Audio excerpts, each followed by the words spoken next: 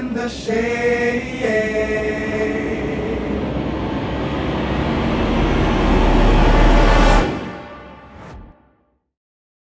So 5 to 7 is like the worst time to be on the boat because the sun is just beaming and it's at a weird angle where you're just like chasing the boat around, trying to find shade on the boat, and the boat's spinning around, so you really just have to keep moving with the shade and get as much wind as you can. So we call this the, what is that? The hell hour? Hell couple of hours. You usually just lay on the bow, but Can't do that. in our stateroom, but today there's no wind, so it's not good.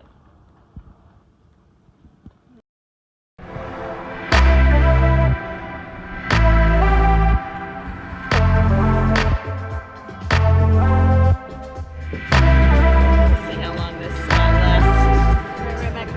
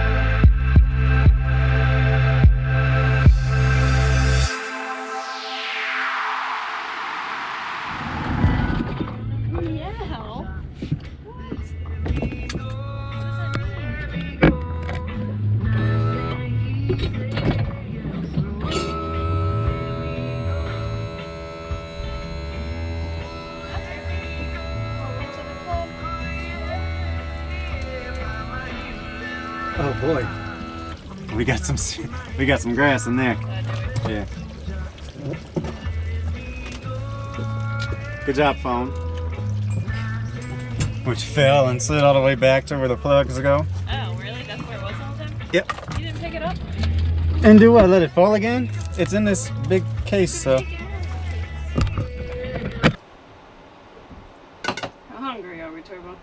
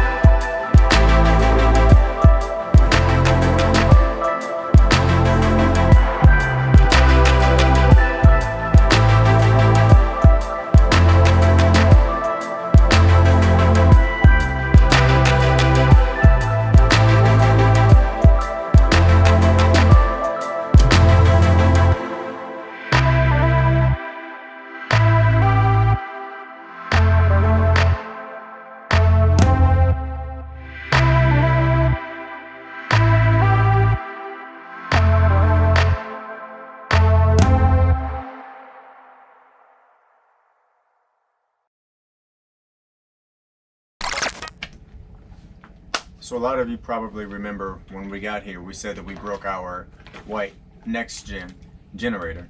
Well, since we've been out here, which is 2 months, we haven't had a working marine generator the entire time. The white generator we needed to get taken care of, and the red gen needed a few more things before we were able to get it running. So we haven't had a working gen in 2 months out here during the summer.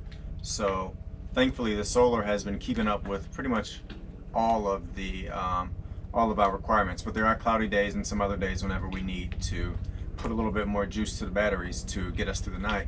So we'll show you how we do that. We kind of had to rig up something just to get by, and this is what we do for that. So we have this portable generator that we bought. This is our second one, but we run this with an extension cord down into the engine room. Down here we have this West Marine brand portable battery charger that we have connected to the house battery bank. Produces about 40 amps to the batteries, so it might take an hour and a half max to run this on a cloudy day.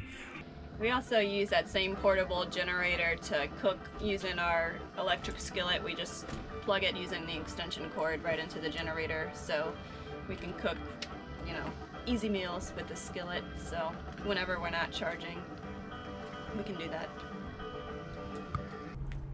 Yeah, I think initially we thought we were going to be able to run one of the generators and kind of flash cool the boat with AC, but we realized it just gets so hot so quickly once after you're done flash cooling, so it's kind of pointless almost. It's easier just to keep we've built a heat tolerance, and it's easier just to keep your heat tolerance for the day. And yeah, most of it, I mean, as long as there's shade and a little bit of wind going, then it's pretty manageable. It's just those low wind days that, you know, it gets pretty miserable if it's low wind, high heat. Yeah. But I would say that's only about 5% of the time max.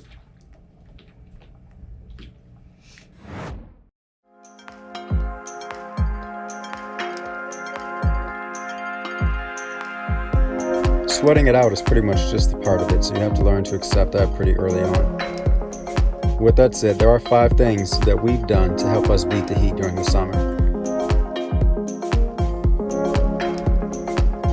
We took a small beach cabana made for toddlers, we cut the bottom out, and we put it around our front hatch, which goes to our stateroom, and that serves as a wind scoop to help bring in more wind into the boat. We also added awnings to the bow and the cockpit of the boat, which keeps the sun directly off of the hull itself and also provides shade for us to lounge in. The rear awning is nothing more than 2 boat poles, a cheap shade from Amazon hand sewn to a fabric piping. While it's not permanent by design, it has withstood violent storms in excess of 50 miles per hour. The front awning is 4 boat poles and rod holders with another cheap Amazon solar shade.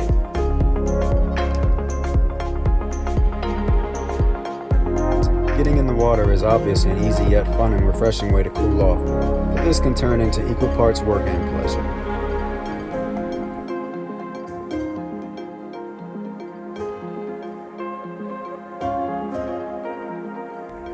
As you see, sometimes we do nothing other than find a cool spot to hang in until the boat cools down a little bit, but this can apply to land too.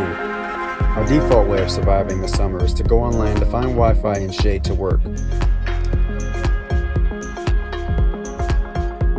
I mean, being in Key West is pretty amazing whether you're out in the town or out on the water, so we're pretty happy with our survival strategy during this brutal summer. But if you have any tips or tricks you think may help us, then feel free to drop them in the comments below.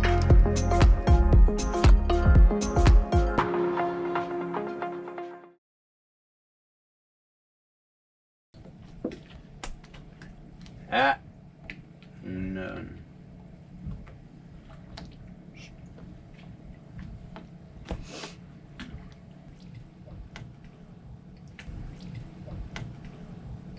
So summer's, bruh.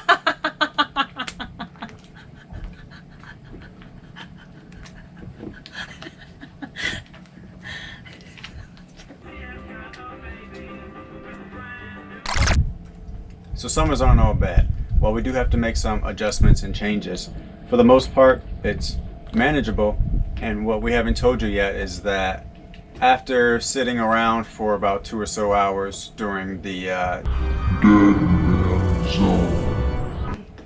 we get another bonus 2 or so hours of sitting around enjoying the sunset, which leads to the afterglow and the stars and, you know, and so on and so forth. And dolphins playing at about 9:30 every night too. You can hear them splashing. So the sun doesn't set till like 8:30 almost, so it's so much daylight, and it's just lingers on. It stays light sometimes till like 9, so you're pretty much just hanging out. Yeah, and it's cooler, so you can actually be outside at that point, enjoying it, soaking in the sounds of the wind and the waves. So that right there, that makes it all kind of worthwhile. It kind of balances it out. So with that said, I think we will end this video here. We'll try to get another one out in about 2 weeks or so. So if you like this one, give it a thumbs up. If you haven't already, subscribe. We appreciate it, and we will see you next time. Well, I don't look like I'm dying over here, leaning on you so hard.